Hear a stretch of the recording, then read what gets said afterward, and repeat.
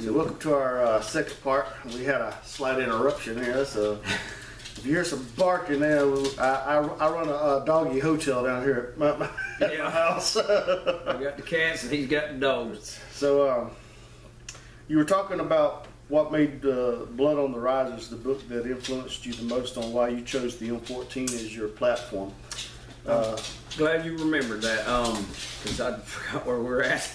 It wasn't the only book, but it was most influential because the writer, the man that wrote the book, was there.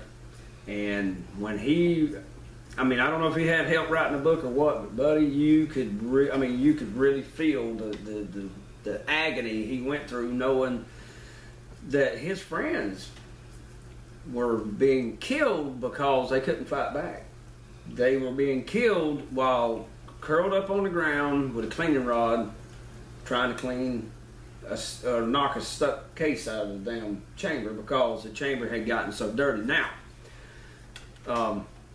as time has went by, I've got different books on the Vietnam War, and they had a huge congressional investigation, and they found out that the manufacturer of the ammunition did not have a supply of the correct type of powder for the rifle, and the powder that they were using, though was fine, it shot fine and so forth, it was very dirty.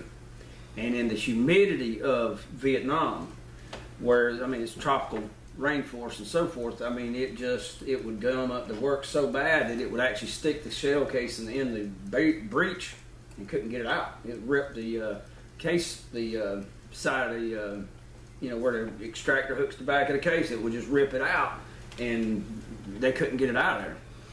And after that, they went and they got the correct type of powder. It was a lot cleaner burning, but that there just turned me off the AR.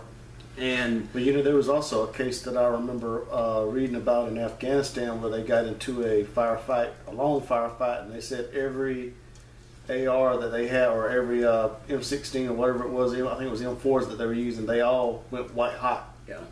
And locked up. Yeah. And I don't care we're not AR guys anyway. So.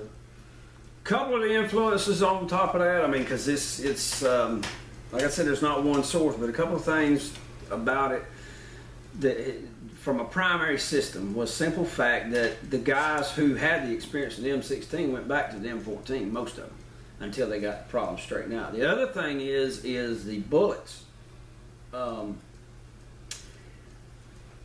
They made it so at 300 yards that the bullet would destabilize, okay, and when it hit, it wouldn't go in straight, it would go in sideways. Or if it hit something small, because it was such a light bullet, it would tumble, and it would make a massive wound and so forth. Now, in military theory, the theory is that if you wound a whole lot of them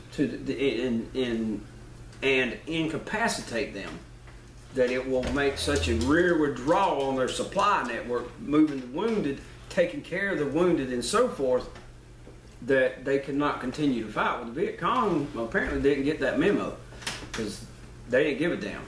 And the other thing, they were really smart. They drug off their dead. They would leave a small holding force to continue pouring fire on our guys while they were evacuating their dead and their wounded. Most of the time, folks would leave the dead behind, but they did that, as a psychological victory. You just shot the hell out of the woods. You bombed the hell out of the woods. You had miniguns, Cobra attack helicopters. The Spooky come over and shoot the snot out of it, and you go in there and you don't find a damn thing. Remember Predator? All right? Yep. The big firefight after Blaine is killed, and Mack runs in there and he grabs a minigun, and they all come up. No bodies. Yep. No bodies. That is a disheartening thing to have to happen. Blood on the Risers and a lot of other different books of that era, that was a big thing. Now, the second book that had a huge influence, and I did a separate video when I was talking about Betsy, and I mentioned it, was Black Hawk Down. Yeah. All right. Modern. At the time, it was Car 15 before they came out with the M4 designation. Short barrel, AR platform, 5.56 millimeter, using SS-109, or also known as the 855 armor piercing. round, and these guys were shooting these people who were high on this plant that they were chewing called khat. It's K-A-T. It looks like cat, but it's pronounced khat. Maybe it's K-H-A-T. I don't remember. But anywho, they shoot them 20, 30 times and they wouldn't go down. And the guy who eventually went down, Randy Shugart, Sergeant Randy Shugart, First Sergeant Randy Shugart, who went down, him and his partner went down to the second crash site, had an M14, had a red dot sight on it, and until he ran out of ammo, they think he ran out of ammo. They're not sure because his body was mutilated after he was killed, and his rifle was stolen, and they, never recovered it. But every time he pulled the trigger, somebody died. Somebody died. I mean, they wasn't over there, I'm hurt. They dead. So in Blood on the Risers, in all the other books, you heard complaints about the length of the rifle. You heard complaints about the weight of the rifle until they got to combat, and then all that crap went to a screeching halt. Same with the M1 Garand. It was even longer, and it's heavier. And the troops bitched and complained and moaned and groaned until they got to where when the artillery exploded, that shook the ground where they were standing out, and all that went out the window because when they pulled the trigger, somebody died.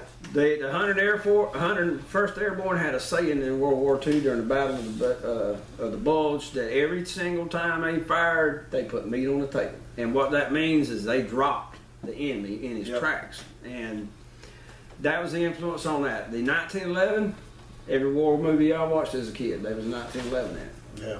It fought through World War I in the capacity as a backup arm. Same thing World War II. They tried to replace it with the M1 carbine.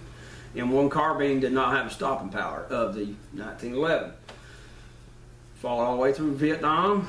Fought all the way up through until the early 80s. We are in Afghanistan with a 9mm pistol, and they are looking for a .45 caliber replacement for it now. Yep. Because it doesn't have the stopping power, not killing power. And that's something Jeff Cooper said in his video and his writings. You're not looking to necessarily kill the enemy with the first shot. You're looking to find the arm that has the highest probability to stop the fight. Stop them in their tracks. Right, to stop them in their tracks. It's not that I think, to quote somebody that's not one of my favorite people, but he made a lot of sense when he said that. James Yeager used to say that when you shoot somebody with a .45, they're not going to explode into a cloud of sparks and disappear. That's right. I mean, any weapon... Any handheld weapon, there's always a possibility that they'll survive the hit, even a 50 cal. Even a 50 cal. Now, you've heard stories where someone's been hit by a 50 and it blow their arm completely off. But there's also been stories where it goes slap through them and not even hurt them. It all depends on whether your ticket's punched that day or not. That's right. Shot placement has a lot to do with it, but the physiology of that human being and their willpower. Cooper was telling me whether they're high on drugs or not. That's one of the new things that you have to think. This is just as much threat here as it is across the seas. Is that you have enemies now that are pumping themselves up on adrenaline and drugs or whatever. Yeah, cocaine like and here in the Afghanistan thing. So they're even fighting over in Venezuela. So because you're guarding oil, basically wherever you're going.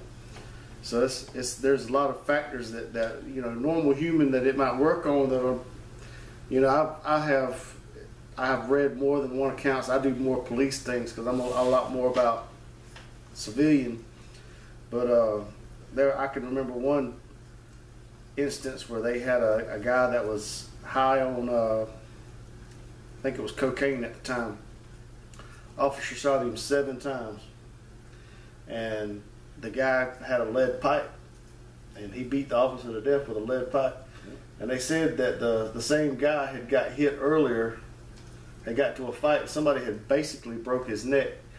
And they said that he was a walking dead man. He was already dead, but that he was so high that his brain wouldn't tell his body to shut down. So I mean, well, I've got a great book on ballistics.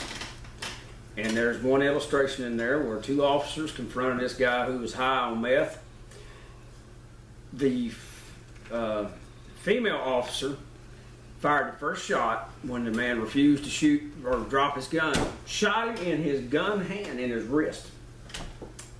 And he pulled the trigger and killed him. After she shot him in the wrist. Now you think, all right, your hand just became useless. Well, apparently not. And he shot her right straight through the heart, killed her on the spot. Her partner, now they're shooting 40 cal, not 357. No, that was a different story.